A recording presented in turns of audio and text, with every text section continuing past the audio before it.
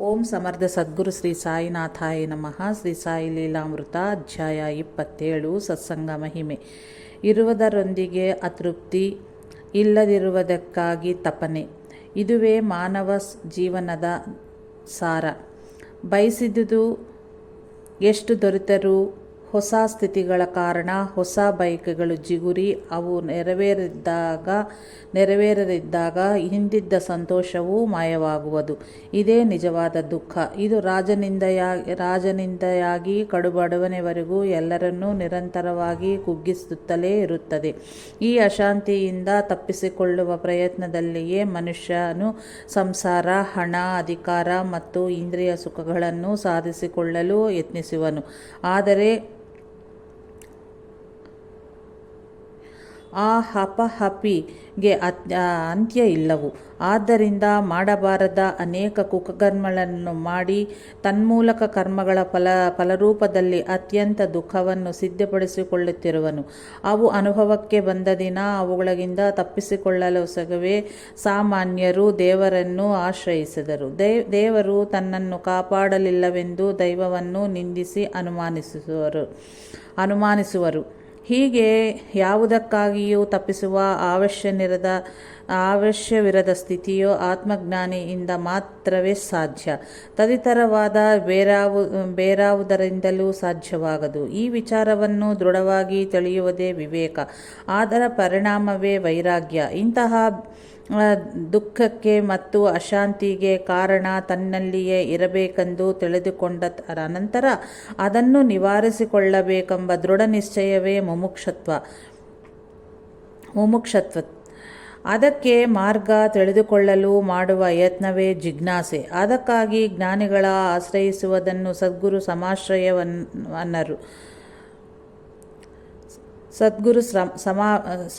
ಸಮಾಶ್ರಯವನ್ನವರು. ಅವರಿಂದ ತಿಳಿದ ಸತ್ಯವನ್ನು ತನ್ನಲ್ಲಿ ದರ್ಶಿಸುವ ಯತ್ನವೇ ಸಾಧನೆ ಮತ್ತು ಆತ್ಮವಿಚಾರಣೆ. ತಾನು ಯಾವ ಆತ್ಮಜ್ಞಾನಕ್ಕಾಗಿ ತಪ್ಪಿಸುತ್ತಿರುವನೋ ಅದುವೇ ಸದ್ಗುರುವಿನ ರೂಪದಲ್ಲಿ ಲಭಿಸಿದಾಗ ಅವರಲ್ಲಿಯೇ ಮನಸ್ಸು ಲಗ್ನವಾಗಿ ಶರೀರ ಅವರ ಸೇವಕ್ಕಾಗಿ ಅಂಕಿತವಾಗುವುದು. ಅದುವೇ ಗುರುಭಕ್ತಿ. ಆದ್ದರಿಂದ ಜ್ಞಾನ ಪ್ರಾಪ್ತಿಯಾಗುವುದು. ಯಾವುದನ್ನು ಕೋರಲು ಅವಶ್ಯವಿರದ ಶಾಂತಿ, ತೃಪ್ತಿ ಸಿದ್ಧಿಸುವವು. ಅಂತಹ ಸ್ಥಿತಿಯನ್ನು ಹೊಂದಿದವರೇ ಆಪ್ತ ಕಾಮರು, ಎಲ್ಲ ಕೋರಿಕೆಗಳನ್ನೂ ಪಡೆದವರು ಎಂದು ಕೃತಕೃತ್ಯರು. ಮಾಡಬೇಕಾದುದೆಲ್ಲವನ್ನೂ ಮಾಡಿರುವರು. ಇನ್ನೂ ಮಾಡಬೇಕಾದ್ದು ಎಂದು ಏನೂ ಇರದವರು ಎಂದು ಕರೆಯುವರು. ಅಂತಹ ಜ್ಞಾನಿಗಳು ಭಗವಂತನಿಗೂ ಭೇದವಿಲ್ಲವೆಂದು ಶ್ರೀಕೃಷ್ಣ ಹೇಳಿರುವನು. ನಾನು ಈ 3 ಲೋಕಗಳಲ್ಲಿಯೂ ಪ್ರಯತ್ನಪೂರ್ವಕವಾಗಿ ಮಾಡಬೇಕಾದದ್ದು, ಪಡೆಯಬೇಕಾದದ್ದು ಯಾವುದೂ ಇಲ್ಲವೂ ಎಂದು ಹೇಳಿರುವನು.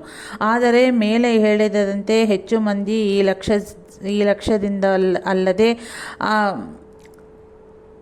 ಆಸೆಯಿಂದಲೂ ಅಥವಾ ಭಯದಿಂದಲೂ ಭಗವಂತನನ್ನು, ಮಹಾತ್ಮರನ್ನು ಆಶ್ರಯಿಸುವರು.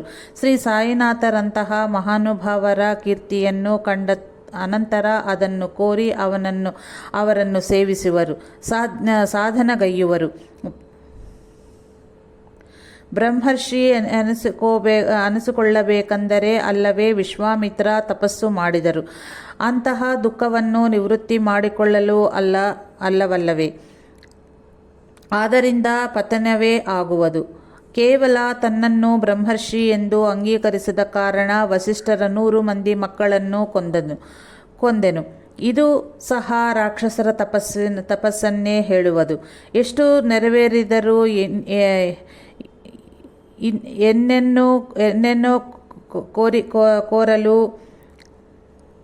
ಏನನ್ನೂ ಕೋರಲು ಅವಶ್ಯವಿರದ ಸ್ಥಿತಿ ಲಭಿಸದು. ಆದ್ದರಿಂದ ಅವುಗಳನ್ನು ಪಡೆಯುವುದರಿಂದ ಪ್ರಯೋಜನವೂ ಇಲ್ಲವೆಂದು ಗುರುತಿಸುವರು.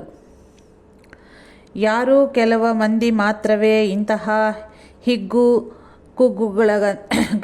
ಕುಗ್ಗುಗಳಲ್ಲದೆ ಸೃಷ್ಟಿಯ ಪರಮ ರಹಸ್ಯವನ್ನು ಮಾತ್ರವೇ ಅನ್ವೇಷಿಸುವರು. ಅವರೇ ಮುಮುಕ್ಷುಗಳು. ನಾವು ಇಂತಹ ಹಳ್ಳಗಳಲ್ಲಿ ಬೀಳದೆ ಶ್ರೀ ಸಾಯಿ ತೋರಿದ ಮಾರ್ಗದಲ್ಲಿ ಪಯಣಿಸುವುದಂತೂ ಆತ್ಮಜ್ಞಾನ ಸಿದ್ಧಿಸುವುದರೊಳಗೆ ನಮಗೆ ಕೆಲವು ಅವಶ್ಯಕತೆಗಳನ್ನು ಕಷ್ಟಗಳನ್ನು ತೀರಿಸಿಕೊಳ್ಳುವುದು ತಪ್ಪದು. ಸ್ಥಿರವಾದ ಆತ್ಮವಿಚಾರ ಅಥವಾ ಶರಣಾಗತಿ ಸಿದ್ಧಿಸಿದ ಹೊರತು ಹಿಗ್ಗು ಕುಗ್ಗುಗಳಲ್ಲದೆ ನಿಷ್ಕಾಮರಾಗಿ ಕರ್ಮವನ್ನು ಆಚರಿಸಲಾರವು. ಹೀಗಿರಲು ಇನ್ನು ನಿತ್ಯ ಜೀವನದಿ ಸಾಧನೆಯನ್ನು ಸಾಧಿಸುವುದಾರು ಹೇಗೆ? ಶ್ರೀ ಸಾಯಿನಾಥರಂತಹ ಸದ್ಗುರುವಿನಲ್ಲಿ ಭಕ್ತಿ ಶ್ರದ್ಧೆಗಳು ಜಾಗೃತವಾಗುವುದು ಅಹೋಭಾಗ್ಯವೇ ಸರಿ, ಮಹಾ ಅದೃಷ್ಟ. ಆದರೆ ಅದರ ಅನಂತರ ದಾರಿಯುದ್ದಕ್ಕೂ ನಮಗೆ ಅವರು ಜೊತೆಯಿದ್ದು ಸರಿಯಾದ ಮಾರ್ಗದಲ್ಲಿ ನಡೆಸಬೇಕೆಂದರೆ ಏನು ಮಾಡಬೇಕು? ನನ್ನ ಮೇಲೆ ನಿನ್ನ ದೃಷ್ಟಿ ಇರಿಸು, ನಿನ್ನ ಮೇಲೆ ನನ್ನ ದೃಷ್ಟಿಯನ್ನು ಇರಿಸುವನು ಎಂದರು ಶ್ರೀ ಸಾಯಿ. ಅವರ ಬಗ್ಗೆ ಅನನ್ಯವಾಗಿ ಅನ್ಯ ಚಿಂತನೆಯಿಲ್ಲದೆ ಚಿಂತನಗೈದವರ ಯೋಗಕ್ಷೇಮವನ್ನು ಅವರೇ ವಹಿಸುವರು. ಇದೇ ಶ್ರೀಕೃಷ್ಣ ರಮಣ ಮಹರ್ಷಿ ಹೇಳಿದ ಶರಣಾಗತಿ. ಇದು ಅಷ್ಟು ಸುಲಭವಾಗಿ ಒಂದೇ ಬಾರಿಯಾಗಿ ಸ್ಥಿರಗೊಳ್ಳದು. ಅಂದುಕೊಂಡದ್ದು ನೆರವೇರಿದಾಗ ನಮ್ಮ ವಿಶ್ವಾಸ ಹಿಗ್ಗುತ್ತಲೂ ಇಲ್ಲದಿದ್ದಾಗ ಕುಗ್ಗುತ್ತಲೂ ಇರುತ್ತದೆ. ಸದ್ಗುರು ಸಾಂಗತ್ಯ ಸೇವೆಯಿಂದ ಮಾತ್ರವೇ ಸ್ಥಿರವಾದ ಶರಣಾಗತಿ ಹಂತ ಹಂತವಾಗಿ ಬೆಳೆದು ಸ್ಥಿರಗೊಳ್ಳುವುದು. ಇಷ್ಟರಲ್ಲಿ ಅನ್ಯ ಚಿಂತನೆಗಳು ಅನುಮಾನಗಳು ಜನಿಸಿ ಮನಸ್ಸು ಅವರ ನಿಜ ಸ್ಥಿತಿಯನ್ನು ಮರೆತು ಚಂಚಲವಾಗುತ್ತಲೂ ಇರುತ್ತದೆ. ಅತಿ ಪರಿಚಯದ ಕಾರಣ ಶ್ರದ್ಧೆ ಕಡಿಮೆಯಾಗುತ್ತಲೇ ಇರುತ್ತದೆ. ಇಂತಹ ಅಡ್ಡಿ ಆತಂಕಗಳು ಇಲ್ಲದಿದ್ದಾಗಲೇ ನಮಗೆ ಅವರ ಸನ್ನಿಧಿ ದೊರೆತಂತೆ ಆಗಲೇ ನಮಗೆ ಅವರಿಂದ ಸಂಪೂರ್ಣವಾದ ರಕ್ಷಣೆ ಲಭಿಸುವುದು. ಇಂತಹ ಅಡ್ಡಿ ಆತಂಕಗಳಿಗೆ ಇರುವ ಕಾರಣಗಳಲ್ಲಿ ನಮ್ಮ ಸುತ್ತಮುತ್ತಲಿರುವ ಬಗ್ಗೆ ನಮಗುಳ್ಳ ಭಾವನೆ ಅವರ ಸ್ವಭಾವದಲ್ಲಿಯೂ ಇರುತ್ತದೆ. ಆದರೆ ನಮ್ಮ ಸುತ್ತಮುತ್ತಲಿರುವರ ಮತ್ತು ನಮ್ಮೊಳಗಿನ ಬಲಹೀನತೆಗಳೇ ಪ್ರಧಾನ ಕಾರಣವಾಗಿರುವುದು. ಸಾಂಗತ್ಯಕ್ಕೆ ನಮ್ಮ ಮೇಲೆ ನಾವು ಊಹಿಸಲು ಸಾಧ್ಯವಾಗದಷ್ಟು ಪ್ರಭಾವವಿರುತ್ತದೆ. ಸುತ್ತಮುತ್ತಲಿರುವವರ ದೃಷ್ಟಿಯು ಸಂಸ್ಕರಿಸಲ್ಪಡುತ್ತಿದ್ದರೆ ನಮ್ಮ ಪ್ರಯತ್ನವು ಸುಲಭವಾಗುತ್ತದೆ.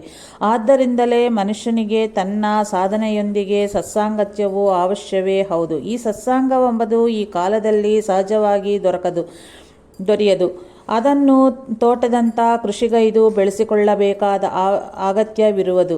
ಮತ್ತೆ ಕಳೆಗಳನ್ನು ತೆಗೆದೊಯ್ದು ನೀರೊರೆಸಿ ಕಾಪಾಡಿಕೊಳ್ಳಬೇಕಾಗಿದೆ. ಸತ್ಸಂಗವೆಂದರೆ ಇದುವೇ ಹೌದು. ಇದಕ್ಕಾಗಿ ಎಲ್ಲರೂ ಸೇರಿ ಭಗವಂತನಾದ ಸದ್ಗುರುವಿನ ಲೀಲೆಗಳನ್ನು ಬೋಧೆಗಳನ್ನು ಶ್ರವಣಗೈದು ಚಿಂತನೆ ನಡೆಸುತ್ತಲೇ ಇರಬೇಕು. ನೈಮಿಷಾರಣ್ಯದಲ್ಲಿಯೂ ಮುನಿಗಳು ಹೀಗೆಯೇ ಮಾಡುತ್ತಿದ್ದರೆಂದು ಪುರಾಣಗಳು ಹೇಳುತ್ತಲಿರುವು. ಎಲ್ಲ ಸಾಧನೆಗಳಿಗೂ ಭಗವತ್ಕಥೆಗಳೇ ಶ್ರವಣೆ ಮೂಲವಾದ್ದರಿಂದ ವಾಲ್ಮೀಕಿ ರಾಮಾಯಣನನ್ನು, ವ್ಯಾಸರು ಭಾಗವತವನ್ನು ರಚನೆಗೈದು ಆಸೇತು ಹಿಮಾಚಲದವರೆಗೂ ತಮ್ಮ ಶಿಷ್ಯ ಪ್ರಶಿಷ್ಯಗಳ ಮೂಲಕ ಪ್ರತಿಯೊಂದು ಗ್ರಾಮದಲ್ಲಿಯೂ ಜನರಿಗೆ ಶ್ರವಣ ಮಾಡಿಸುತ್ತಿದ್ದರು. ಆದ್ದರಿಂದಲೇ ಈ ದಿನವೂ ನಮ್ಮ ದೇಶದೊಳು ಅಕ್ಷರ ಜ್ಞಾನವಿಲ್ಲದವರಿಗೂ ದೇವರು ಜೀವನದ ಪರಮಾರ್ಥ ಅದನ್ನು ಸಾಧಿಸುವ ಮಾರ್ಗವೂ ಇದೆ ಎಂಬುದಾದರೂ ತಿಳಿದಿರುವುದು. ಇಂತಹ ಸತ್ಕಥೆಗಳನ್ನು ಶ್ರವಣಗೈಯುವುದರ ಮೂಲಕ ನಮ್ಮಗಳ ಹೃದಯ ಮತ್ತು ನಮ್ಮ ಸುತ್ತಮುತ್ತಲಿನವರನ್ನು ಪರಿಶುದ್ಧಗೈದುಕೊಳ್ಳುತ್ತಿರರು. ನಿರ್ದಿಷ್ಟವಾದ ಭಕ್ತಿ ಶ್ರದ್ಧೆಗಳು ಕಳೆರಹಿತವಾದ ಬೆಳೆಗಿಡಲಂತೆ ನಿಸ್ಸಂಶಯವಾಗಿಯೂ ಬೆಳೆಯುತ್ತವೆ. ಆದ್ದರಿಂದ ವಾರಕ್ಕೊಮ್ಮೆ ಆದರೂ ಸತ್ಕಥೆಗಳನ್ನು ಶ್ರವಣಗೈದು ಪ್ರಸಾದವನ್ನು ಸ್ವೀಕರಿಸರೆಂದು ನೆರೆ ಹೊರೆಯವರನ್ನು ಸಪ್ರೇಮದಿಂದ ಆಹ್ವಾನಿಸಬೇಕು. ಆಗ ಶ್ರೀ ಸಾಯಿನಾಥರ ಪಟಕ್ಕೆ ಧೂಪ ದೀಪಗಳನ್ನು ಸಮರ್ಪಿಸಿ ಭಾವಸಹಿತವಾಗಿ ಧ್ಯಾನ ಶ್ಲೋಕವನ್ನು ಪಠಿಸಿ ಅಷ್ಟೋತ್ತರ ಶತನಾಮಾವಳಿಯ ಸಹಾಯದೊಂದಿಗೆ ಆ ಸದ್ಗುರುವಿನ ದಿವ್ಯ ಗುಣಗಳನ್ನು ಸ್ಮರಿಸಬೇಕು. ಅನಂತರ ಕನಿಷ್ಠ ಅರ್ಧ ಅಥವಾ ಮುಕ್ಕಾಲು ಗಂಟೆಯ ಕಾಲ ಆದರೂ ಎಲ್ಲರಿಗೂ ಶ್ರೀ ಸಾಯಿನಾಥರ ಲೀಲೆಗಳನ್ನು ಶ್ರವಣ ಮಾಡಿಸಬೇಕು. ನಾವು ಹೇಳುವುದನ್ನು ನಾವು ಕೇಳುತ್ತಲೇ ನಮ್ಮ ಮನೋಗತವಾದ ದುಷ್ಟಭಾವಗಳನ್ನು ಸರಿಪಡಿಸಿಕೊಳ್ಳುತ್ತಿರಬೇಕು. ಅಂತಹ ದಿವ್ಯ ಲೀಲೆಗಳನ್ನು ಎಸಗಿದ ಶ್ರೀ ಸಾಯಿನಾಥರನ್ನು ಪಟದಲ್ಲಿ ನೋಡುತ್ತಲೇ ಕನಿಷ್ಠ ಪಕ್ಷ ಅರ್ಧ ಗಂಟೆಯ ಕಾಲ ಭಜನಗೈದು ತನ್ಮೂಲಕ ಅನುಭವವಾಗುವ ಶಾಂತಿಯನ್ನು ಅನುಭವಿಸುತ್ತಲೂ ಮೌನವಾಗಿ 10 ನಿಮಿಷಗಳವರೆಗಾದರೂ ಕುಳಿತುಕೊಳ್ಳಬೇಕು. ಮನಸ್ಸು ಚಂಚಲವಾದಲ್ಲಿ ಇದಕ್ಕೆ ಮುಂಚೆ ಆಲಿಸಿದ ಲೀಲೆಗಳನ್ನು ಸ್ಮರಿಸುತ್ತಲೇ ಅವುಗಳನ್ನು ಎಸಗಿದ ಶ್ರೀ ಸಾಯಿನಾಥರ ದಿವ್ಯರೂಪವನ್ನು ನೋಡುತ್ತಲೇ ಅವರ ಸನ್ನಿಧಿಯನ್ನು ಭಾವಿಸಬೇಕು. ಆಗ ನೈವೇದ್ಯ ಸಮರ್ಪಿಸಿ ಆರತಿಯ ಬೆಳಗ್ಗೆ ಎಲ್ಲರಿಗೂ ಊದಿ ಮತ್ತು ಪ್ರಸಾದವನ್ನು ವಿನಿಯೋಗ ಮಾಡಿ ಬೀಳ್ಕೊಡಬೇಕು. ಕಡು ಬಡವನಾದರೂ ತನ್ನ ಮನೆಯಲ್ಲಿ ಇಂತಹ ಸತ್ಸಂಗವನ್ನು ಏರ್ಪಡಿಸಿಕೊಳ್ಳಲು ಹಿಂದೇಟು ಹಾಕದಂತಿರಲು ಅತ್ಯಂತ ನಿರಾಡಂಬರವಾಗಿ ಏರ್ಪಡಿಸಬೇಕು. ಭಜನೆ ಮತ್ತು ಹಾಡುಗಳ ಬಗ್ಗೆ ಪರಿಚಯವಿಲ್ಲದವರು ಸಹ ಪಾಲ್ಗೊಂಡು ಹಾಡುವಂತ ಆಗಿರಬೇಕು. ಎಲ್ಲರೊಂದಿಗೆ ಸೇರಿ ಹಾಡಬೇಕೇ ಹೊರತು ಪ್ರತ್ಯೇಕವಾಗಿ ಹಾಡಬಾರದು. ಹಾಡದಲ್ಲಿ ಎಲ್ಲರ ಏಕಾಗ್ರತೆಗೂ ಭಂಗ ಉಂಟಾಗಿ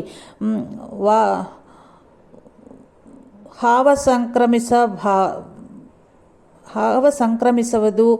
ಯಾರು ಎಷ್ಟು ಸೊಗಸಾಗಿ ಹಾಡುವರೆಂಬ ಹೆಮ್ಮೆಯು ಬಾಬಾರಲ್ಲಿಯ ಶ್ರದ್ಧಾಭಕ್ತಿಗಳನ್ನು ಮತ್ತು ಸತ್ಸಂಗ ಸಭ್ಯರ ನಡುವಿನ ಆತ್ಮೀಯತೆಯನ್ನು ಹಾಳುಗಡುವಂತೆ ನೋಡಿಕೊಳ್ಳಬೇಕು. ಯಾವಾಗಲೂ ಪೂರ್ವ ನಿರ್ಧರಿಸಿದವಾದ ಕೆಲವು ಹಾಡುಗಳನ್ನೇ ಭಜನೆಯಲ್ಲಿ ಹಾಡುತ್ತಲೇ ಇದ್ದರೆ ಅದರಲ್ಲಿಯೇ ಸಾತ್ವಿಕ ಭಾವದ ಮೇಲೆ ಮನಸ್ಸು ಕೇಂದ್ರೀಕೃತವಾಗುತ್ತೆ. ಬಹುಳ ಹಾಡುಗಳನ್ನು ಹಾಡಿದ್ದಲ್ಲಿ ಹಾಡಿನೊಳಿರುವ ಭಾವವನ್ನು ಮನಸ್ಸು ಭಾವಿಸಿಕೊಳ್ಳಲಾರದೆ ಮನಸ್ಸು ಏಕಾಗ್ರತೆಗೊಳ್ಳದು. ಶ್ರೀ ಸಾಯಿಗೆ ಭಾವವೇ ಪ್ರಧಾನ. ಒಬ್ಬ ಹಣ್ಣು ಮುದಕ ಕಂಪಿಸುತ್ತಿದ್ದ ಗಂಟಲಿನಿಂದ ಭಜನೆಗೈದರು. ಅವನ ಸತ್ವಭಾವವನ್ನು ಕಂಡು ಶ್ರೀ ಸಾಯಿನಾಥರಿಗೆ ಆನಂದ ಬಾಷ್ಪಗಳು ಸುರಿದವು. ಮತ್ತೊಮ್ಮೆ ಒಬ್ಬ ಭಕ್ತನು ಅತ್ಯಂತ ಶ್ರಾವ್ಯವಾಗಿ ಭಜನೆ ಮಾಡಿದರು. ಶ್ರೀ ಸಾಯಿ ಮೆಚ್ಚದೆ, ನಿಮಗೆ ಗಾನ ಇಷ್ಟ, ನನಗೆ ಜ್ಞಾನ ಇಷ್ಟ ಎಂದರು. ನಿಮಗೆ ಗಾನ ಇಷ್ಟ, ನನಗೆ ಜ್ಞಾನ ಇಷ್ಟ ಎಂದರು. ಹೀಗೆ ವಾರಕ್ಕೊಮ್ಮೆ ಸತ್ಸಂಗ ಮಾಡಿಕೊಂಡಲ್ಲಿ ಎಲ್ಲರಿಗೂ ಒಳ್ಳೆಯ ಅನುಭವಗಳಾಗಿ ಮತ್ತಿಷ್ಟು ಉತ್ಸಾಹದೊಂದಿಗೆ ಪಾಲ್ಗೊಳ್ಳಬಲ್ಲರು. ಯಾರಾದರೂ ಕೋರಿದಲ್ಲಿ ಅವರ ಮನೆಯೊಳು ಸತ್ಸಂಗ ನಡೆಸಲು ವಾರದಲ್ಲಿ ಮತ್ತೊಂದು ದಿನವನ್ನು ಗೊತ್ತುಪಡಿಸಿಕೊಳ್ಳಬೇಕು. ನಮ್ಮ ಆಸೆಗಳೊಂದಿಗೆ ಸಂಬಂಧವಿರದ ಕ್ರಮದಿ ಸತ್ಸಂಗದಲ್ಲಿ ನೇಮದಿಂದ ಪಾಲ್ಗೊಳ್ಳಬಲ್ಲದು ಸಾಧನೆಗೆ ಅತ್ಯಂತ ಮುಖ್ಯವಾದ್ದು. ಇಡೀ ಒಂದು ವಾರದಲ್ಲಿ 2 ಗಂಟೆಗಳಾದರೂ ಭಗವಂತನಿಗೆ ಪ್ರೀತಿಕರವಾದ ಲೋಕ ಕಲ್ಯಾಣಕ್ಕೆ ನಮ್ಮ ಹೃದಯವನ್ನು ಸಂಸ್ಕರಿಸಿಕೊಳ್ಳಲು ಸಿದ್ಧವಾಗಿದ್ದಲ್ಲಿ ಆಧ್ಯಾತ್ಮ ವಿದ್ಯೆಯನ್ನು ಆಶ್ರಯಿಸುವುದು ಬೂಟಕ ಆಗುತ್ತದೆ. ಇಂತಹ ಸಾಮೂಹಿಕ ಸಾಧನೆಯು ಅತ್ಯಂತ ಶ್ರೇಯಸ್ಕರವಾದ ಕಾರಣದಿಂದಲೇ ನಾಮದೇವ, ತುಕಾರಾಮ್ ಅಂತಹ ಮಹಾನುಭಾವರು ಅನುಸರಿಸಿ ಮಾರ್ಗದರ್ಶಕರಾಗಿರುವರು. ಕ್ರೈಸ್ತ ಮತ್ತು ಇಸ್ಲಾಂ ಮತಗಳಲ್ಲಿಯೂ ಇಂತಹ ಸತ್ಸಂಗಕ್ಕೆ ಅತ್ಯಂತ ಪ್ರಾಧಾನ್ಯತೆ ಇರುವುದು. ದೇವಾಲಯಗಳು ಇಂತಹ ಸಾಮೂಹಿಕ ಸಾಧನೆಗಾಗಿಯೇ ನಿರ್ಮಿಸಲ್ಪಟ್ಟಿವೆ. ಹಾಲಿಸುಳಿರುವ ಬೆಣ್ಣೆಯಂತೆ ಶ್ರೀ ಸಾಯಿ ಸರ್ವಗತರು. ಹಾಲಿನೊಳಗ ಇರುವ ಬೆಣ್ಣೆಯಂತೆಯೇ ಶ್ರೀ ಸಾಯಿ ಸರ್ವಾಂತರ್ಯಾಮಿ. ಭಕ್ತರು ತಮ್ಮ ಚೈತನ್ಯ ಶಕ್ತಿಯನ್ನು ಪಾರಾಯಣ, ನಾಮಜಪ, ಧ್ಯಾನಗಳಂತಹ ವ್ಯಕ್ತಿಗತವಾದ ಸಾಧನಗಳೊಂದಿಗೆ, ಸತ್ಸಂಗದಂತಹ ಸಮಿಷ್ಟಿ ಸಾಧನಗಳೊಂದಿಗೆ ಮಥನಗೈದು ಪರಮಶ್ರೇಯಸ್ಸನ್ನು ಹೊಂದಬೇಕು. ಹೀಗೆ ಸತ್ಸಂಗದಲ್ಲಿ ಪಾಲ್ಗೊಂಡವರ ಕೆಲವು ಅನುಭವಗಳನ್ನು ಸ್ಮರಿಸೋಣ.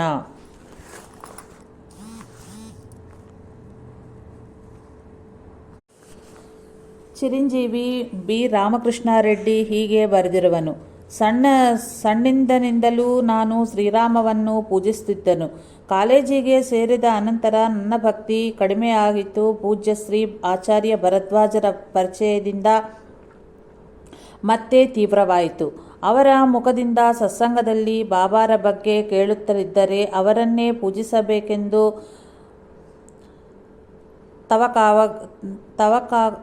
ತವಕವಾಗಿತ್ತಿತ್ತು. ಭರದ್ವಾಜರನ್ನು ಕೇಳಲು ಕೆಲವು ದಿನಗಳ ಅನಂತರ ಅದು ನಿನಗೆ ತಿಳಿಯುವುದು ಎಂದರು.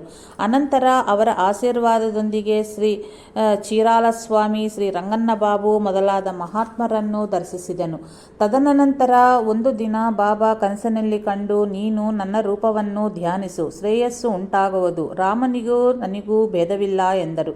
ಅಂತೆಯೇ ಮಾಡಲಾರಂಭಿಸಿದನು. ಏಪ್ರಿಲ್ 10, 1975ರಂದು ಪೂಜ್ಯ ಶ್ರೀ ಭರದ್ವಾಜರು ಬೇರೆ ಊರಿಗೆ ಪ್ರಯಾಣಿಸಬೇಕಾದ ಕಾರಣದಿಂದ ನನ್ನನ್ನು ಅವರ ಮನೆಯಲ್ಲಿ ಉಳಿದುಕೊಂಡು ಪೂಜೆಯ ಮಾಡುತ್ತಿರರು ಎಂದರು. ಏಪ್ರಿಲ್ 13ರಂದು ಅರ್ಧರಾತ್ರಿಯವರೆಗೂ ಧ್ಯಾನ ಮಾಡಿ ಮಲಗಿದನು. ಇನ್ನೂ ನಿದ್ದೆ ಹಿಡಿಸಲಿಲ್ಲ. ಶ್ರೀ ಸಾಯಿ ಸ್ಪಷ್ಟವಾಗಿ ನಿಂತು ದರ್ಶನ ನೀಡಿ, ನಿನ್ನ ತಂದೆ 5 ತೆಂಗಿನಕಾಯಿಗಳನ್ನು ಶಿವನಿಗೆ ಹರಿಕೆ ಹೊತ್ತು ಬಹಳ ಕಾಲ ಆಯಿತು. ಅದರೊಳು 3 ತೆಂಗಿನಕಾಯಿಗಳನ್ನು ಗುರುವಾರ ಇಲ್ಲಿ ಹೊಡಿ ಎಂದರು. ಶ್ರೀ ಸಾಯಿ ಉತ್ತರಾಭಿಮುಖವಾಗಿ ಕುಳಿತು, ನಿನ್ನ ಗುರುವು ಯಾರು ಎಂದು ಕೇಳಿದರು. ನಾನು ಭರದ್ವಾಜರೇ ನನ್ನ ಗುರು ಎಂದು ಹೇಳಿದೆ. ಅನಂತರ ನನಗೊಂದು ರಹಸ್ಯ ಹೇಳಿ 3 ದಿನಗಳಿಗೊಮ್ಮೆ ಶ್ರೀ ಸಾಯಿ ಲೀಲಾಮೃತವನ್ನು ಪಾರಾಯಣ ಮಾಡು ಎಂದರು. ನನಗೆ ಆನಂದ ಬಾಷ್ಪ ಸುರಿಯುತ್ತಿತ್ತು. ಶ್ರೀ ಸಾಯಿನಾಥರ ಪಕ್ಕದಲ್ಲಿಯೇ ನಾಯಿಗಳು ಇದ್ದವು. ಭಯವಾಗಿ ವಿದ್ಯುತ್ ದೀಪ ಸ್ವಿಚ್ ಒತ್ತಿದೆನು. ಶ್ರೀ ಸಾಯಿ ನನ್ನ ಕಣ್ಣ ಮುಂದೆಯೇ ಅದೃಶ್ಯರಾದರು. ಬೆಳಿಗ್ಗೆ ನನ್ನ ತಂದೆಗೆ ಪತ್ರ ಬರೆದೆನು. ತಾವು ಶಿವನಿಗೆ 5 ತೆಂಗಿನಕಾಯಿಗಳನ್ನು ಸಮರ್ಪಿಸುವೆನೆಂದು ಹರಿಕೆ ಹೊತ್ತು ಇನ್ನೂ ಸಲ್ಲಿಸಲಿಲ್ಲವೆಂದು ನನ್ನ ತಂದೆ ಪತ್ರಕ್ಕೆ ಉತ್ತರ ಬರೆದರು. ಜನವರಿ 1975ರ ಕಡೆಯ ಗುರುವಾರ ನನ್ನ ಸಹ ಉಪಾಧ್ಯಾಯ ಒಂದಿಗೆ ರಘು ಎಂಬ ಯುವಕ ಬಂದು ನನ್ನೊಂದಿಗೆ ಮಾತನಾಡಿ ಹೋದನು. ಅನಂತರ ಫೆಬ್ರವರಿ 10ರಂದು ಮದ್ರಾಸಿನಿಂದ ರಘು ನನಗೆ ಪತ್ರವನ್ನು ಹೀಗೆ ಬರೆದನು. ಹಿಂಪ್ರಯಾಣದಿ ನಾನು ಗೂಡೂರು ಬಸ್ ಸ್ಟ್ಯಾಂಡ್ನ ಹೋಟೆಲ್ಗೆ ತೆರಳುತ್ತಿರಲು ಕಾಷಾಯ ವಸ್ತ್ರ ಧರಿಸಿ ವಿಭೂತಿ ಕುಂಕುಮ ಧರಿಸಿದ ಸುಮಾರು 50 ವರ್ಷಗಳ ವಯಸ್ಸು ಇದ್ದ ಒಬ್ಬಾಕೆ ನನ್ನನ್ನು ನನ್ನ ಹೆಸರಿಂದ ಕರೆದು ಚಹಾ ಮತ್ತು ರೊಟ್ಟಿಗಾಗಿ 30 ಪೈಸೆಗಳನ್ನು ಕೇಳಿ ಪಡೆದಳು. ವಿದ್ಯಾನಗರ್ನಿಂದ ಬರುತ್ತಿರುವೆಯಾ ಎಂದು ಕೇಳಿದರು. ನಾನು ನಿಮ್ಮನ್ನು ಭೇಟಿಯಾದೆನೆಂದು ಹೇಳಿದನು.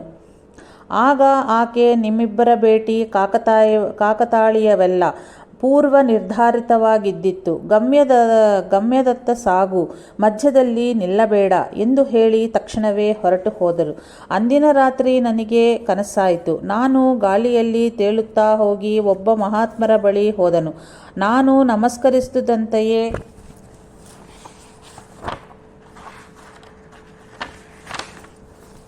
ಆ ಮಹಾತ್ಮರು ಪ್ರೇಮದಿಂದ ಪ್ರವರ ಹೇಳಿ ನಮಸ್ಕರಿಸು ಎಂದರು. ನಾನು ಹಾಗೆಯೇ ನಮಸ್ಕರಿಸಿದಂತೆಯೇ ಎಚ್ಚರ ಆಯಿತು. ಆಗಲೇ ಬೆಳಗಾಗಿತ್ತು. ಆ ಮಹಾತ್ಮರು ಸಾಯಿಬಾಬಾರ ಅಂತೆಯೇ ಇದ್ದರು. ನನ್ನ ಇಡೀ ಜೀವನವೇ ಅವರ ಸೇವೆಗೆ ಮೀಸಲಿಡಬೇಕೆಂದು ಉದ್ಯೋಗಕ್ಕೆ ರಾಜೀನಾಮಾ ಇತ್ತನು. ಮೊದಲು ಶಿರಡಿಯಲ್ಲಿ ಶ್ರೀ ಸಾಯಿನಾಥರನ್ನು, ಶ್ರೀ ಅಕ್ಕಲಕೋಟೆ ಸ್ವಾಮಿ ಸಮರ್ಥರನ್ನು ಸೇವಿಸುವನು. ಕೆಲ ಕಾಲದ ಅನಂತರ ನಿಮ್ಮ ದರ್ಶನಕ್ಕೆ ಬರಬಲ್ಲೆನೆಂದು ಭಾವಿಸುತ್ತಿರುವನು. ನಿಮ್ಮ ರಘು ಒಬ್ಬ ಬದ್ಧಜೀವಿ, ತೀವ್ರ ಮುಮುಕ್ಷುವಾದನು. ಏಪ್ರಿಲ್ 1973ರಂದು ದಿನ ಬೆಳಿಗ್ಗೆ 7:15 ಗಂಟೆಗೆ ನಾನು ಮತ್ತು ನನ್ನ ಪಕ್ಕದ ಮನೆಯಲ್ಲಿ ವಾಸವಾಗಿದ್ದ ಉಪಾಧ್ಯಾಯ ಚಿರಂಜೀವಿ ರಾಧಾಕೃಷ್ಣ ಸೇರಿ ಕಾಲೇಜಿಗೆ ತೆರಳಿದವು. ಸುಮಾರು 8 ಗಂಟೆಗೆ ಬಿಳಿ ವಸ್ತ್ರವನ್ನು ಧರಿಸಿದ ಒಬ್ಬ ವೃದ್ಧನು ನನ್ನ ಮನೆಯ ಬಳಿ ಬಂದು ಶ್ರೀಮತಿ ರಾಧಾಕೃಷ್ಣರೊಂದಿಗೆ ನನ್ನ ಬಗ್ಗೆ ಕೇಳಿ, ನಾನು ಶೀಘ್ರವಾಗಿ ಹೊರಡಬೇಕು, ನಾನು ಬಂದು ಹೋಗಿದ್ದೀನಿ, ನನ್ನ ಆಶೀರ್ವಾದಗಳೆಂದು ಅವನಿಗೆ ಹೇಳು, ನನಗೆ ನನ್ನ ಹೆಸರು ಊರುಗಳು ಇಲ್ಲವೋ, ಅವನು ನನ್ನ ಮಗನ ಸಮಾನ, ನಾನು ಯಾರೆಂದು ಅವನಿಗೆ ತಿಳಿದಿದೆ, ನನ್ನ ಆಶೀರ್ವಾದವೆಂದು ಹೇಳಿದರೆ ಅವನಿಗೆ ತಿಳಿಯುವುದು ಎಂದರಂತೆ. ಅವರು ಮಹಾತ್ಮರೇ ಇರಬೇಕೆಂದು ಕೋರಿ ಆಕೆ ಮತ್ತು ಆಕೆಯ 2 ವರ್ಷದ ಮಗುವು ಆ ವೃದ್ಧರಿಗೆ ನಮಸ್ಕರಿಸಿದರು. ಅನಂತರ ಅಸ್ವಸ್ಥಳಾಗಿದ್ದ ಆಕೆಯ ನಾದಿನಿಯಿಂದ ನಮಸ್ಕಾರ ಮಾಡಿಸಲು ಕರೆತರುವಷ್ಟರೊಳಗಾಗಿ ಅವರು ಕಾಣಿಸಲಿಲ್ಲ. ಕೆಲವು ವರ್ಷಗಳ ಅನಂತರ ಆಕೆಯ ನಾದಿನಿ ಮರಣಿಸಿದಳು. ಆದ್ದರಿಂದಲೇ ಬಾಬಾರ ದರ್ಶನವಾಗಲಿಲ್ಲವೋ ಏನೋ. ಪಕ್ಕದ ಗ್ರಾಮಕ್ಕೆ ಸೇರಿದ ಚಿರಂಜೀವಿ ಕೋಟೀಶ್ವರಿಗೆ ಟಾನ್ಸಿಲ್ಸ್ ಹೆಚ್ಚಾದ ಕಾರಣ ಆ ಹುಡುಗಿ ಬೆಳೆಯಲಿಲ್ಲ. ಸಾಯಿ ಚರಿತ್ರೆಯ ಪಾರಾಯಣ ಪ್ರಾರಂಭಿಸಿದ ಕೆಲ ದಿನಗಳಿಗೆ ಒಂದು ಗುರುವಾರದ ರಾತ್ರಿ ಅವಳಿಗೆ ಕನಸಾಯಿತು. ಅದರೊಳು ಒಂದು ಆಸ್ಪತ್ರೆಯಲ್ಲಿ ಶ್ರೀ ಸಾಯಿನಾಥರ ವೈದ್ಯರಾಗಿ, ಪೋಲೇರಮ್ಮ ಗ್ರಾಮದೇವತಾ ನರ್ಸಲಾಗಿ, ಕ್ಷೇತ್ರಪಾಲಕ ಸ್ವಾಮಿ ಕಾಂಪೌಂಡರ್ ಆಗಿ ಕಂಡು ಅವಳನ್ನು ಕುರ್ಚಿಯಲ್ಲಿ ಕೂಡಿಸಿದರು. ಪೋಲೇರಮ್ಮ ಭಯವಿಲ್ಲ, ಬಾಯಿ ತೆಗಿ ಎಂದಳು. ಅಂತೆಯೇ ಅವಳು ಬಾಯಿ ತೆರೆಯಲು ಶ್ರೀ ಸಾಯಿನಾಥರು ಶಸ್ತ್ರಚಿಕಿತ್ಸೆ ಗೈದರು. ಅನಂತರ ಎಚ್ಚರವಾಯಿತು. ಅಂದಿಗೆ ಅವಳ ವ್ಯಾಧಿ ತಗ್ಗಿ ಪೂರ್ಣವಾಗಿ ಸ್ವಸ್ಥಳಾದಳು. ಎಂ.ಕೆ. ಆನಂದ ವೆಂಕಟೇಶ್ವರಲು ಹೀಗೆ ಬರೆದಿರುವನು: ನನ್ನ ತಮ್ಮ ಶೇಷಪಣಿಗೆ 3ನೆಯ ತಿಂಗಳಲ್ಲಿ ಪೋಲಿಯೋ ವ್ಯಾಧಿ ಸಂಕ್ರಮಿಸಿ 10 ವರ್ಷಗಳಾದರೂ ನಿಲ್ಲಲಾರಾದನು. ನಾನು ವಿದ್ಯಾನಗರಕ್ಕೆ ಭೇಟಿಯಾಗಿದ್ದಾಗ ಆಚಾರ್ಯ ಭರದ್ವಾಜ ಅವರು ಶ್ರೀ ಸಾಯಿ ಲೀಲಾಮೃತದಲ್ಲಿ ಸಕಲ ಸಾಧುಗಳ ಸ್ವರೂಪಿ ಎಂಬ ಅಧ್ಯಾಯವನ್ನು ಪಠಿಸುತ್ತಿರಲು ಏಕಾಏಕಿ ಶ್ರೀ ಸಮರ್ಥನಾರಾಯಣ ಮಹಾರಾಜರು ಆಗಮಿಸಿದರು. ಅವರು ಮತ್ತು ಭರದ್ವಾಜರು ಪ್ರಸಾದಿಸಿದ ವಿಭೂತಿಯನ್ನು ಮನೆಗೆ ಕಳುಹಿಸಿದನು. ಅದು ಸೇರಿದ 4-5 ದಿನಗಳಿಗೆ ನನ್ನ ತಮ್ಮ ಕೋಲಿನ ಆಸರೆಯೊಂದಿಗೆ ಹೆಜ್ಜೆ ಇಡಲು ಪ್ರಾರಂಭಿಸಿದನು. ಆಗ ತಿರುಪತಿಯಲ್ಲಿದ್ದ ನನಗೆ ಒಂದು ಬೆಳಗಿನ ಜಾವ ಕನಸಿನಲ್ಲಿ ಶ್ರೀ ಸಾಯಿಬಾಬಾ ಕಂಡು ನನ್ನತ್ತು ಚುಟ್ಟು ಮಾಡಿ ತೋರಿಸಿ, ಈ ಕುಂಟವನ್ನು ನಾನೇ ರಕ್ಷಿಸಿದೆನು ಎಂದು ಪಕ್ಕದಲ್ಲೇ ಇವರಿಗೆ ಹೇಳಿದನು. ನನ್ನ ತಮ್ಮನ ವಿಚಾರವನ್ನೇ ಹಾಗೆ ಹೇಳಿದರೆಂದು ಭಾವಿಸಿದನು. ಅದೇ ನಿಜವಾಯಿತು. ಆ ವಿಭೂತಿಯನ್ನು ಹಚ್ಚಲು ಪ್ರಾರಂಭಿಸಿದ ಕೆಲ ದಿನಗಳಿಗೆ ಅವನು ಯಾವ ಸಹಾಯವೂ ಇಲ್ಲದೆಯೇ ನಡೆಯಲಾರಂಭಿಸಿದನು. ದೇಸಿರೆಡ್ಡಿ ಕೃಷ್ಣಾರೆಡ್ಡಿ ಮೆಟ್ಟು ಎಂಬ ಊರಿನವಗೆ ಬಂದು ಒಂದು ಬಾರಿ ಜ್ವರ ಬಂತು. ಯಾವ ಉಪಚಾರಕ್ಕೂ ಕಡಿಮೆ ಆಗಲಿಲ್ಲ. ಅವನ ಹೆಂಡತಿ ಅವನಿಗೆ ಬಾಬಾರ ಬಗ್ಗೆ ಹೇಳಿ ಜ್ವರ ವಾಸಿಯಾದರೆ ಶಿರಡಿಗೆ ಬರುವನೆಂದು ಹರಕೆ ಹೊರಲು ತಿಳಿಸಿದಳು. ಅವನು ಅದರಂತೆಯೇ ಹರಕೆಯ ಹೊರಲು ತಕ್ಷಣವೇ ಜ್ವರ ಕಮ್ಮಿ ಆಯಿತು. ಅನಂತರ ಒಂದು ರಾತ್ರಿ ಕನಸಿನಲ್ಲಿ ಅವನಿಗೆ ಶ್ರೀ ಸಾಯಿನಾಥರು ಕಂಡು ಆ ಊರಿನಲ್ಲಿ ಒಬ್ಬ ವ್ಯಕ್ತಿಯನ್ನು ತೋರಿಸಿ, ಅವನು ನಿಮ್ಮ ಮನೆಗೆ ಕದಿಯಲು ಬರುವನು ಎಂದರು. ತಕ್ಷಣವೇ ಅವನು ತಕ್ಕ ಮುಂಜಾಗ್ರತೆಯನ್ನು ವಹಿಸಿದನು. ಬೆಳಿಗ್ಗೆ ಆ ವ್ಯಕ್ತಿ ಎದುರಾದಾಗ ಕೃಷ್ಣಾರೆಡ್ಡಿ, ಏನಯ್ಯ, ಅರ್ಧರಾತ್ರಿ ವೇಳೆ ನಮ್ಮ ಬೀದಿಗೆ ಬಂದಿಯಾಕೆ ಎಂದು ಕೇಳಲು ಅವನು ಕಂಗಲಾಗಿ ತಪ್ಪಿಸಿಕೊಂಡು ಹೋದ ಕರುವನ್ನು ಹುಡುಕುತ್ತಾ ಬಂದೆ ಎಂದನು. ಒಂಗೋಲನಲ್ಲಿ ಬಹಳ ವರ್ಷಗಳ ಕಾಲ ಸತ್ಸಂಗದಲ್ಲಿ ಪಾಲ್ಗೊಂಡನವರಿಗೆ ಒಳ್ಳೆಯ ಅನುಭವಗಳು ಉಂಟಾಗಿವೆ. ಶ್ರೀಮತಿ ಸೀತಾರಾಮಮೂರ್ತಿಯವರು ಕೃಷ್ಣ ಭಕ್ತಿ. ಆಕೆ ಶ್ರೀ ಸಾಯಿ ಲೀಲಾಮೃತವನ್ನು ಓದಿ ಸಾಯಿ ಕೃಷ್ಣನಾಗಿ ದರ್ಶನ ನೀಡಲಿಲ್ಲ ಎಂದು ಭಾವಿಸಿದಳು. ಅಂದು ಸಾಯಂಕಾಲ ಅವರ ಪೂಜಾ ಮಂದಿರಲ್ಲಿ ಇದ್ದ ಬಾಬಾರ ಪಟವು ನೀಲಿ ಬಣ್ಣವಾಗಿ ಮಾರ್ಪಟ್ಟಿತ್ತು. ಪೂಜೆಯಲ್ಲಿ ಲೋಪ ಉಂಟಾಗಿರಬಹುದು, ಕಾರಣ ಹಾಗೆ ನಡೆದಿರಬಹುದು ಎಂದು ಆಕೆ ಭಯಗೊಂಡಿರಲು ಅಂದು ರಾತ್ರಿ ಶ್ರೀ ಸಾಯಿ ಕನಸಿನಲ್ಲಿ ದರ್ಶನ ಕೊಟ್ಟು, ನಾನು ಬಂದರೆ ಭಯಪಡುವೇಕೆ? ನನ್ನ ತಲೆಯ ಮೇಲೆ 3 ಹೂವುಗಳು ಇರಿಸು, ಪೂಜೆ ಮಾಡು, ನಾಳೆ ಹೊರಟು ಹೋವೆನು ಎಂದರು. ಆಕೆ ಅಂತೆಯೇ ಮಾಡಿದರು. ಅಂದು ಸಾಯಂಕಾಲದ ಸಮಯಕ್ಕೆ ಬಾಬಾರ ಪಟ ಮೊದಲಿನಂತೆಯೇ ಆಯಿತು. ಶ್ರೀ ಸಾಯಿಗೂ ಅವರ ಪಟಕ್ಕೂ ಅಂತೆಯೇ ಕೃಷ್ಣನಿಗೂ ಭೇದವೇ ಇಲ್ಲ. ಕೃಷ್ಣಮೂರ್ತಿ ಒಂಗೋಲನಲ್ಲಿ ಉದ್ಯೋಗ ನಿರ್ವಹಿಸುತ್ತಿದ್ದಾಗ ಅವರ ಕುಟುಂಬ ಗುಂಟೂರಿನಲ್ಲಿದ್ದಿತ್ತು. ಸೀತಾರಾಮಮೂರ್ತಿಯವರ ಮನೆಯ ಭಜನೆಯಲ್ಲಿ ಕೃಷ್ಣಮೂರ್ತಿಯವರಿಗೆ ಬಾಬಾರ ಪಟದಲ್ಲಿ ದಿವ್ಯವಾದ ಶಾಂತಿ ಕಂಡಿತು. ಆದ್ದರಿಂದ ಆನಂದದಿ ಪುಳಕಿತರಾಗಿ ಅವರು ವಿದ್ಯಾನಗರದ ಶ್ರೀ ಸಾಯಿ ಮಂದಿರಕ್ಕೆ 116 ರೂಗಳನ್ನು ಕಳಿಸಬೇಕೆಂದುಕೊಂಡರು. ಅನಂತರ ಜೀಪಿನಲ್ಲಿ ಗುಂಟೂರಿಗೆ ಪಯಣಿಸುತ್ತಿರಲು ದಾರಿಯೊಳು ಮೂವರು ಸಾಧುಗಳು ಸಾಯಿನಾಥ್ ಮಹಾರಾಜ್ ಕಿ ಜೈ ಎನ್ನುತ್ತಲೇ ಜೀಪನ್ನು ತಡೆದರು. ಅವರಲ್ಲೊಬ್ಬ ಸಾಧು ನನಗೆ ನೀಡುತ್ತನೆಂದ 116 ರೂಗಳನ್ನು ಕೊಡು ಎಂದರು. ನಾನು ಕೊಡುವೆನೆಂದು ಹೇಳಿದು ವಿದ್ಯಾನಗರ್ ಮಂದಿರಕ್ಕಲ್ಲವೇ ಎಂದರು ಕೃಷ್ಣಮೂರ್ತಿ. ಅದು ನನಗೆ ಸೇರುತ್ತದೆ, ಅಲ್ಲಿಗೆ ಕಳುಹಿಸು, ನಾವು ಪಂಢರೀಪುರದಿಂದ ನಡೆದು ಬರುತ್ತಿರುವೆವು, ದಕ್ಷಿಣೆ ನೀಡು ಎಂದರು. 20 ರೂಗಳನ್ನು ನೀಡಲು ಸ್ವೀಕರಿಸಿ ಪ್ಯಾಂಟಿನ ಜೋಬಿನಲ್ಲಿರುವ 20 ರೂಗಳನ್ನು ನೀಡು ಎಂದರು. ಮನಸ್ಸಿನೊಳು ಖರ್ಚುಗಳಿಗೆ ಹೇಗೆ ಎಂದು ಭಾವಿಸುತ್ತಲೇ 20 ರೂಗಳನ್ನು ಕೃಷ್ಣಮೂರ್ತಿಗೆ ಇತ್ತರು. ಖರ್ಚಿಗೆ ಇಲ್ಲವೆಂದು ಬಾಧಪಡುತ್ತೀಯಾಕೆ? ನಿನಗೆ ಮೇಲುಂಟಾಗುವುದು, ಹೋಗು ಎನ್ನುತ್ತಲೇ ಆ 20 ರೂಗಳನ್ನು ಹಿಂದಿರುಗಿಸಿಕೊಟ್ಟರು. ಇವರು ಗುಂಟೂರನ್ನು ಸೇರುತ್ತಿದ್ದಂತೆಯೇ ಆ ದಿನವೇ ಉದ್ಯೋಗದಲ್ಲಿ ಕೃಷ್ಣಮೂರ್ತಿಯವರಿಗೆ ಒಳ್ಳೆಯ ಬೆಳವಣಿಗೆ ಆಗಿದೆಂದು ಕಾಗದ ಪತ್ರಗಳನ್ನು ಕೈಗೆ ಕೊಟ್ಟರು. ವಿದ್ಯಾನಗರ ಸತ್ಸಂಗ ಸಭ್ಯರುಗಳಾದ ವಿಜಯಕುಮಾರ್, ಶರತ್ ಬಾಬು, ಕೃಷ್ಣಮೂರ್ತಿ 1976ರಲ್ಲಿ ಅನಸೂಯ ಮಾತಾ ಎಂಬ ಸಿದ್ಧೆಯ ದರ್ಶನಾರ್ಥವಾಗಿ ಪರಾಡ್ ಸಿಂಗವನ್ನು ಸೇರಿ ಆ ಸಂಸ್ಥಾನದ ಅಧ್ಯಕ್ಷರಾದ ಶ್ರೀ ಧುಲೆ ಮನೆಗೆ ಭೇಟಿ ಇತ್ತರು. ಅಲ್ಲಿ ಶ್ರೀ ಸಾಯಿನಾಥರ ಪಟವಿತ್ತು. ಅಲ್ಲಿ ಧುಲೆಯವರು ಇವರುಗಳೊಂದಿಗೆ ನಿಮ್ಮ ಗುರು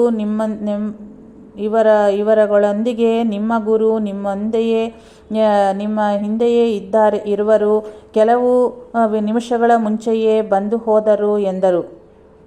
ನಿಮ್ಮ ಗುರು ನಿಮ್ಮೊಂದಿಗೆಯೇ ಇರುವರು, ಕೆಲವು ನಿಮಿಷಗಳ ಮುಂಚೆಯೇ ಬಂದು ಹೋದರು ಎಂದರು. ಅನಂತರ ಆ ವಿವರವನ್ನು ಧೂಳೆ ಹೀಗ ಬರೆದಿರುವರು.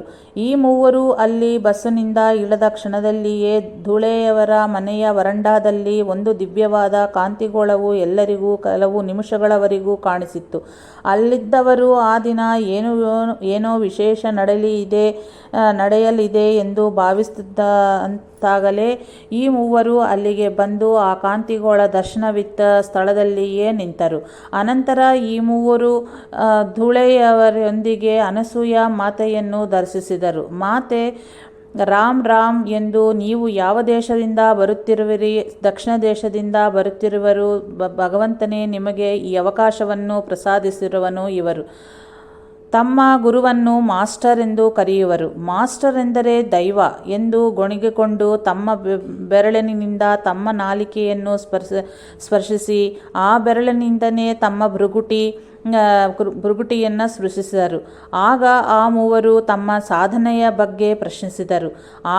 ಆಗ ಮಾತೆ, ನೀವು ಭಜನೆ ಮಾಡುವಿರಿ. ಒಂದು ಬಾರಿ ಚಂದ್ರನು ಮನಸ್ಸು ನಿಶ್ಚಲವಾಗಿಯೂ ಒಂದು ಬಾರಿ ಚಂಚಲವಾಗಿಯೂ ಇರುವನು ಎಂದರು. ಗಮ್ಯವನ್ನೆಂತು ಸೇರಬೇಕೆಂದು ಈ ಮೂವರು ಪ್ರಶ್ನಿಸಲು, ಕೈ ಹಿಡಿದು ನಡೆಯಿರಿ ಅಂದರೆ ಗುರುವಿನ ಆಜ್ಞೆಯನ್ನು ಪಾಲಿಸಿ ಎಂದರು. ಈ ಮೂವರು, ಅಮ್ಮ ನೀವು ನಿಜವಾಗಿಯೂ ಯಾರು ಎಂದು ಕೇಳಲು, ಸತ್ಯಯುಗಕ್ಕೆ ಸೇರಿದ ಅನಸೂಯ ದೇವಿಯೇ ತಾವೆಂದು ಹೇಳಿದರು. ತದನಂತರ ಘಟಿಸಿದ ವಿಚಾರಗಳನ್ನು ಈ ಸತ್ಸಂಗ ಸಭ್ಯರು ನನಗೆ ಹೀಗೆ ಬರೆದಿರುವರು. ನೀವು ಆಚಾರ್ಯ ಶ್ರೀ ಭರದ್ವಾಜ ಅಥವಾ ಸಾಯಿ ಮಾಸ್ಟರ್ ಮತ್ತು ಸಾಯಿಬಾಬಾರ ಇರುವ ಪಟವನ್ನು ಮಾತೆಯ ಮುಂದೆ ಇರಿಸಿದೆವು. ಮಾತೆ ಅದನ್ನು ಪ್ರತ್ಯೇಕವಾಗಿ 2-3 ಬಾರಿ ತಮ್ಮ ನಾಲಿಗೆಯಿಂದ ಸೃಷ್ಟಿಸಿ ತಮ್ಮ ಮಡಿಯಲ್ಲಿ ಇರಿಸಿಕೊಂಡು ಸೆರಗಿನಿಂದ ಆಚ್ಛಾದಿಸಿದರು. ಆ ಪಟವನ್ನು ನೋಡುತ್ತಲೇ ಋಷಿ, ಇಬ್ಬರು ಋಷಿಗಳು, ಒಬ್ಬರು ಕುದುರೆಯ ಮೇಲೆ ಎಂದರು. ಸತ್ಸಂಗ ಮತ್ತು ಭಜನೆಯನ್ನು ಶ್ರದ್ಧೆಯಿಂದ ಮಾಡಿದ್ದೇ ಆದರೆ ನಾವು ಕೋರದಿದ್ದರೂ ನಮ್ಮ ಆತ್ಮೀಯರನ್ನು ಶ್ರೀ ಸಾಯಿನಾಥರೇ ಅನುಗ್ರಹಿಸುವರು. 1975ರಲ್ಲಿ ನನ್ನ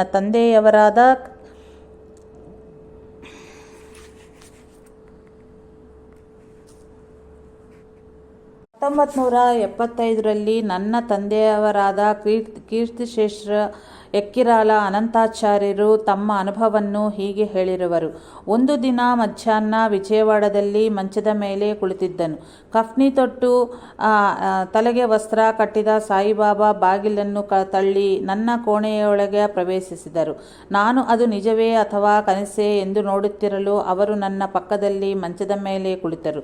ನಾನು ನಿಮ್ಮನ್ನು ಪೂಜಿಸುವುದಿಲ್ಲವಲ್ಲವೇ? ನೀವು ನನ್ನ ಬಳಿ ಬಂದಿರೇನು ಎಂದು ಕೇಳಿದೆನು. ನನಗೆ ನನಗೆ ಅಂತಹ ಪ್ರಾಮುಖ್ಯತೆ ಏನೂ ಇಲ್ಲ.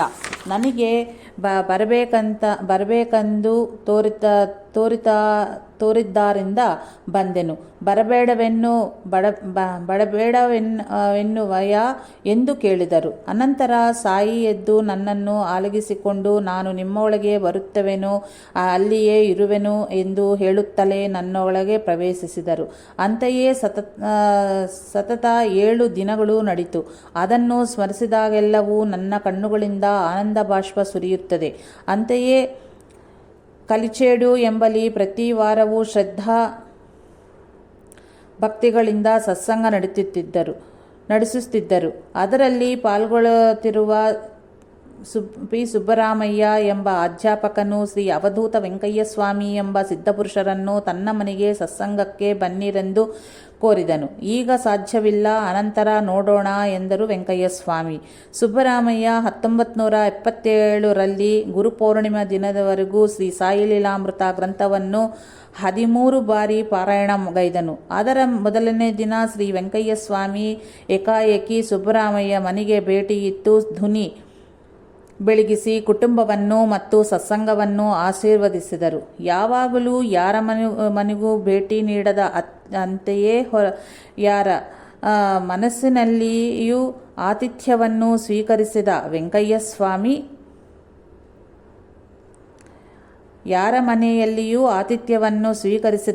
ಸ್ವಾಮಿ ಸುಬ್ಬರಾಮಯ್ಯನ ಮನೆಯಲ್ಲಿ ಭಿಕ್ಷೆ ಸ್ವೀಕರಿಸಿದ್ದು ಸಕಲ ಸಾಧು ಸ್ವರೂಪಿಯಾದ ಶ್ರೀ ಸಾಯಿನಾಥರ ಕೃಪೆಗೆ ನಿದರ್ಶನವಾಗಿರುವುದು. ಹಾಗೆಯೇ ಶ್ರೀಮತಿ ಶಾಂತಮ್ಮನವರಿಗೆ 1981ರಲ್ಲಿ ಎದೆ ನೋವು ಬಂದಿತ್ತು.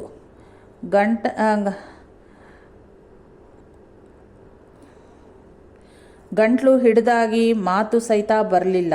ಒಂದು ದಿನ ಕನಸಿನಲ್ಲಿ ಶ್ರೀ ಸಾಯಿ ಆಕೆಯ ಮಂಚದ ಪಕ್ಕದಲ್ಲಿ ನಿಂತು ಆಕೆಯ ಮೊರೆ ಕೇಳಿ, ನನ್ನ ಪಾದಗಳನ್ನು ಮುಟ್ಟಿ ಸ್ಮರಿಸು, ಕಡಿಮೆ ಆಗುವುದು ಎಂದರು. ಆಕೆ ಕನಸಿನಲ್ಲಿ ಅಂತೆಯೇ ಮಾಡಿದಳು. ಅನಂತರ ಆಕೆ ತನ್ನ ಗಂಟಲಿನ ಬಗ್ಗೆ ಹೇಳಲು 2 ಅಡಿಕೆ ಮತ್ತು 3 ವೀಳ್ಯದೆಲೆಯನ್ನು ನೀಡಿ, ಇವುಗಳು ಅಗಿದು ನುಂಗು, ಗಂಟ್ಲು ಸರಿಹೋಗುವುದು ಎಂದರು ಬಾಬಾ.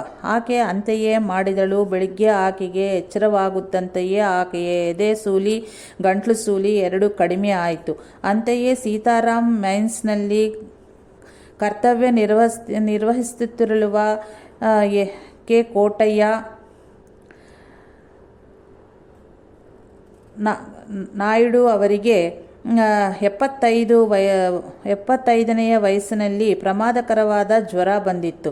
ಯಾವ ಔಷಧೋಪಚಾರಕ್ಕೂ ಉಪಕರಿಸಲಿಲ್ಲ. ಬಾಬಾರಿಗೆ 1 ರೂಪಾಯಿ ಮುಡುಪು ಕಟ್ಟಿಟ್ಟು ಹರಕೆ ಹೊತ್ತರು. ಅಂದು ರಾತ್ರಿ ಕಾಬೂಲಿವಾಲನ ವೇಷದಲ್ಲಿ ಶ್ರೀ ಸಾಯಿ ದರ್ಶನವಿತ್ತು. ನಾಳೆಯಿಂದ ನಿನಗೆ ಹೊಸ ಜೀವನ ಪ್ರಾರಂಭವಾಗುವುದು ಎಂದು ಆಂಗ್ಲ ಭಾಷೆಯಲ್ಲಿ ಹೇಳಿದರು. ಶ್ರೀ ಸಾಯಿ ಮರುಜನ್ಮದ ಬಗ್ಗೆ ಹೇಳಿದರೆಂದು ಭಾವಿಸಿ ಆ ವೃದ್ಧ ಭಯಪಟ್ಟನು. ಆದರೆ ಮರುದಿನದಿಂದ ಅವನ ಆರೋಗ್ಯ ಸ್ವಸ್ಥವಾಯಿತು. ಉಲ್ವಪಾಡು ಎಂಬಲ್ಲಿ ಸ್ವಲ್ಪ ಕಾಲ ಸತ್ಸಂಗ ನಡೆಯಿತು. ಆಗಲೂ ಅನೇಕರಿಗೆ ದಿವ್ಯವಾದ ಅನುಭೂತಿಗಳು ಉಂಟಾದವು. ಅವರೊಳು ಚಿಂತಾ ಲಕ್ಷ್ಮೀನಾರಾಯಣ ಶ್ರದ್ಧೆಯಿಂದ ಪಾಲ್ಗೊಳ್ಳುತ್ತಿದ್ದನು. ಒಂದು ದಿನ ಅವನ ಮಗ ಬಾಬ್ಜಿ 5 ವರ್ಷದ ಬಾಲಕ ಅವರ ಮನೆಯ ಮೇಲಿನ 3ನೆಯ ಅಂತಸ್ತಿನಿಂದ ಕೆಳಗಿನ ಅಂತಸ್ತಿನ ಸನ್ಶೇಡ್ ಮೇಲೆ ಬಿದ್ದನು. ಆದರೂ ಅವನಿಗ್ಯಾವ ಗಾಯವೂ ಆಗಲಿಲ್ಲ. ಅದನ್ನು ನೋಡಿ ಆಶ್ಚರ್ಯಚಕಿತರಾದ ತಾಯಿ ತಂದೆಯರೊಂದಿಗೆ ನಾನು ಬೀಳುತ್ತಿರಲು ಬಾಬಾನನ್ನು ಹಿಡಿದುಕೊಂಡರು ಎಂದು ಬಾಬ್ಜಿ ಹೇಳಿದನು. ಬಲ್ಲಭರಾಮ್, ಈಮನಿ ತಾಲೂಕಾ, ಗುಂಟೂರು ಜಿಲ್ಲೆ ಎಂಬಲ್ಲಿ ಚಿರಂಜೀವಿ ವಿ.ಸಿ. ವೆಂಕಟೇಶ್ವರಲು ಸತ್ಸಂಗ ನಡೆಸುತ್ತಿರುವನು. ಅಲ್ಲಿನ ಸತ್ಸಂಗ ಸಭ್ಯರ ಅನುಭವಗಳಂತ ಹೀಗಿವೆ. ಶ್ರೀಮತಿ ಜಂಗಾ ಶಾಂತಮ್ಮನಿಗೆ ಬಾಬಾರ ಬಗ್ಗೆ ಏನೂ ತಿಳಿಯದು. ಒಂದು ದಿನ ಕೃಷ್ಣಾರೆಡ್ಡಿ ಎಂಬ ಸತ್ಸಂಗ ಸಭ್ಯನು ಒಂದು ಬಾಬಾರ ಪಟವನ್ನು ಆಕೆಗೆ ಕೊಟ್ಟು ಅವರ ಎದುರ ಮನೆಯ ಕುಮಾರಸ್ವಾಮಿಗೆ ಕೊಡೆಂದು ಹೇಳಿದನು. ಆ ಪಟ ಬಂದ ದಿನದಿಂದಲೇ ಆಕೆಯ ಎಲ್ಲ ಕಷ್ಟಗಳು ತೀರಿದವು. ಅದಕ್ಕೆ ಪೂರ್ವದಲ್ಲಿ ಆಕೆಯ ಗಂಡನಿಗೆ ಪ್ರತಿದಿನವೂ ಕನಸಿನಲ್ಲಿ ಒಬ್ಬ ಬಾಲಕ ಕಂಡು ಬೆತ್ತನಿಂದ ಹೊಡೆಯುವನು ಎಂದು ಬೆದರಿಸುತ್ತಿದ್ದನು. ಇದರಿಂದ ಆಕೆಯ ಗಂಡ ಚೀರುತ್ತಲೇ ನಿದ್ದೆಯಿಂದ ಎದ್ದು ತನ್ನ ಊರು ಗೋಳಿನಿಂದ ಆ ಬಾಲಕ ಕಂಡ ಸ್ಥಳದಲ್ಲಿ ಹೊಡೆಯುತ್ತಿದ್ದನು.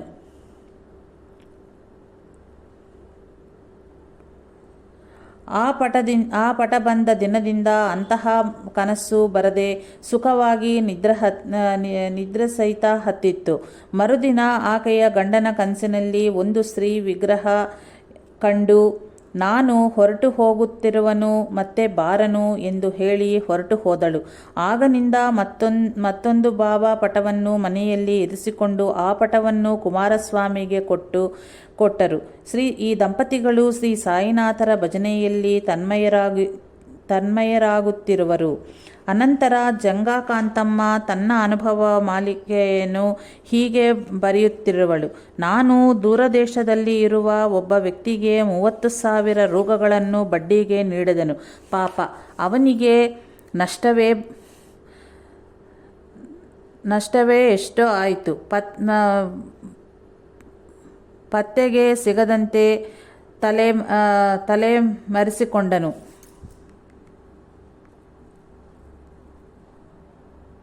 ಆಚಾರ್ಯ ಭರದ್ವಾಜ ಮಾಸ್ಟರನ್ನು ದರ್ಶಿಸಿ ಈ ವಿಷಯವನ್ನು ಹೇಳಿದನು. ಚರಿತ್ರೆ ಪಾರಾಯಣಗೈದು ಅವನಿಗೆ ಶ್ರೇಯಸ್ಸು ಉಂಟಾಗಲೆಂದು ಬಾಬಾರನ್ನು ಪ್ರಾರ್ಥಿಸೆಂದು ಹೇಳಿದರು. ನಾನು ಅಂತೆಯೇ ಮಾಡಿದೆನು. ಅವನು ಸೆಪ್ಟೆಂಬರ್ 3,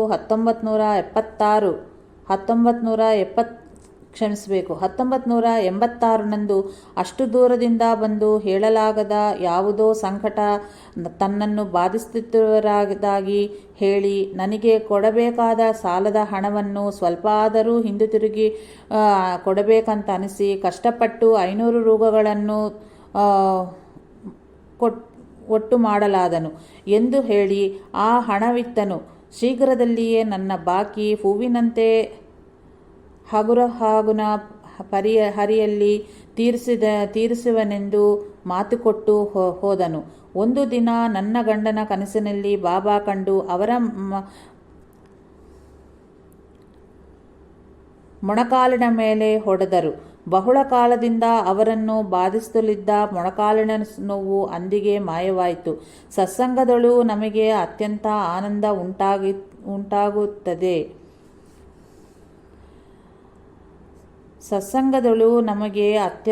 ಆನಂದ ಉಂಟಾಗುತ್ತದೆ. ಕುಮಾರಸ್ವಾಮಿ ಹೀಗೆ ಬರೆಯುತ್ತಿರುವನು. ನನ್ನ 2ನೆಯ ಮಗಳ ವಿವಾಹ ನೆರವೇರಿಸಿದವಾದರೂ ಆಕೆಯೇ ಅತ್ತೆಯ ಮನೆಯ ಪರಿಸ್ಥಿತಿಗಳನ್ನು ತಿಳಿದುಕೊಂಡು ಆಕೆಯನ್ನು ಸಂಸಾರ ಸಾಗಿಸಲೋಸೆಗೆ ಕಳುಹಿಸಲಿಲ್ಲ. ಆಚಾರ್ಯ ಭರದ್ವಾಜರವರನ್ನು ಕೇಳಲು ಶ್ರೀ ಸಾಯಿ ಲೀಲಾಮೃತವನ್ನು ಪಾರಾಯಣಗೈದು ಸಮಸ್ಯೆಯನ್ನು ಬಾಬಾರಿಗೆ ಹೇಳಿಕೊಂಡು ನಂತರ ಮಗಳನ್ನು ಅತ್ತೆಯ ಮನೆಗೆ ಕಳುಹಿಸಿ ಎಂದರು. ನಾನು ಪಾರಾಯಣ ಮತ್ತು ಪೂಜೆಯ ಪ್ರಾರಂಭಿಸಿದ ವಾರದಲ್ಲಿಯೇ ನನ್ನ ಅಳಿಯ ಮತ್ತು ಅವನ ತಾಯಿ ಬಂದು ಮಗಳನ್ನು ತಮ್ಮ ಮನೆಗೆ ಕರೆದೊಯ್ದರು. ಈಗ ನನ್ನ ಮಗಳನ್ನು ಅವರು ಪ್ರೇಮದಿಂದ ನೋಡಿಕೊಳ್ಳುತ್ತಿರುವರು. ಇದಕ್ಕೆ ಮುಂಚೆ ಭವಿಷ್ಯತ್ಕಾಲವು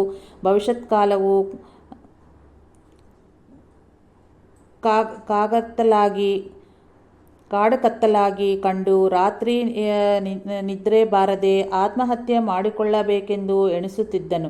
ಈಗ ಸತ್ಸಂಗದಲ್ಲಿ ಪಾಲ್ಗೊಳ್ಳುತ್ತಾ ಮನಃಶಾಂತಿಯನ್ನು ಪಡೆಯುತ್ತಲಿರುವನು. ಶ್ರೀ ಸಾಯಿನಾಥಾರ್ಪಣಮಸ್ತು. ಶುಭಂ ಭವತ್ತು. ಜೈ ಸಾಯಿ ಮಾಸ್ಟರ್.